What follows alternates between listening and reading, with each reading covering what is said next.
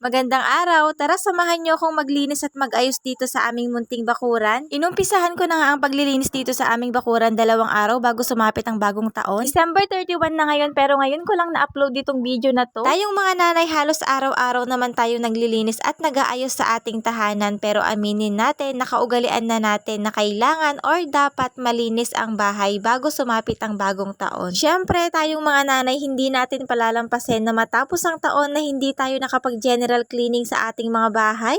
Char. Anyway, inumpisahan ko na ang ayusin itong mga halaman ko dito sa harap ng bahay namin. Nireplant ko lang pala yung ibang halaman at nilipat ko nga sa mas magagandang paso. At nakita ko nga itong bakanting paso ni mama na napakasyalang tignan. Naisip ko nga na dito ko na lang i-replant yung halaman na gusto ko at ilalagay ko nga sa loob ng bahay or pwede rin naman sa loob ng kwarto. Napakaganda naman talaga tignan ng bahay kapag may halaman tapos nakakapagbigay din ng positive vibes sa loob ng bahay. Anyway, nanghingi lang pala ako ng isang sanga doon sa halaman ni mama. At eto na nga yun, itong nireplant ko dito sa paso. Bumagay nga yung halaman dito sa paso. Ganda nitong halaman na ito, para siyang bamboo. Feeling ko maganda siya ipwesto sa loob ng kwarto pero sa ngayon dito muna yan sa labas ng mga ilang araw. Anyway, nagwalis at nilinis ko na itong mga kalat dito. Araw-araw naman ako nagwawalis at naglilinis dito sa harapan ng bahay namin pero hanggang walis lang, hindi ko na naaayos at naaasikaso itong mga halaman ko. Sa sobrang dami na din siguro ng mga gawaing bahay plus aspiring vlogger pa tayo. Huy, for the go. Pero syempre, sasapit ang bagong taon kaya kailangan maayos at malinis ang aming munting bakuran. Anyway, may nakita ulit akong isa pang bakanting paso kila mama kaya naman hiningi ko na lang at ire-replant ko nga itong halaman na to. Napakainit na nga sa mga oras na yan dahil mag-aalas 10 na nga ng umaga. Napakabilis naman ng oras. Ito pa lang yung nagawa ko simula kanina umaga. Oras na naman para magluto ng pananghalian. Talaga naman. Ayan at natapos na ako sa paglilinis at pag-aayos dito sa bakuran namin. Sunod ko naman nalilinisan na itong mga upuan namin na maalikabok na at talaga namang madumi na. Rattan style nga pala itong upuan namin kaya naman medyo makapit talaga yung mga alikabok dito. Noong isang araw pala nilinis at bininash ko na din yung lamesa namin. Hindi ko na nga isinabay noon ang paglilinis ng mga upuan dahil siningit ko nga lang yung paglilinis ko ng lamesa nung nag-general cleaning ako sa kusina namin. Bali pangatlong araw na yata ngayon ng general cleaning ko dito sa bahay. Hindi ko kasi matatapos sa isang araw lang lalo na sa akin na may toddler ako kaya sa isang araw halos 1 to 2 hours lang yung nilalaan kong oras sa paglilinis. Katulad na nga lang ng palagi kong sinasabi sa mga previous vlog ko na palaging binibilin sa akin ni Papa. Di bali na daw na wala kaming magawang gawaing bahay basta ang importante mabantayan lang daw namin ng mabuti yung mga anak namin. Kapag nakatulog na daw yung anak namin saka na lang daw namin asikasuhin yung mga gawaing bahay para paggising nila natapos na yung dapat nating gawin sa loob ng bahay. Yun ang palaging sinasabi ni Papa sa aming magkakapatid. 4 pala kaming magkakapatid, kaming 3 ng mga ate ko ay may mga anak na. Pangatlo ako sa aming magkakapatid at yung bunsong kapatid namin ay binata pa. So ayun na nga po mga kainay, natapos na ako sa pagbabrush ng aming mga upuan. Ayan at malinis na nga ulit. Isinunod ko namang inayos ay itong higaan namin. Nakapaglinis na pala ako kahapon dito sa kwarto namin. Pero ngayon lang ako magpapalit ng bedsheet para bago sumapit ang bagong taon, bagong palit ang bedsheet namin. So eto na nga, yung kulay puting bedsheet pala namin ang napili ko kaso sobrang laki niya para sa foam namin. Pero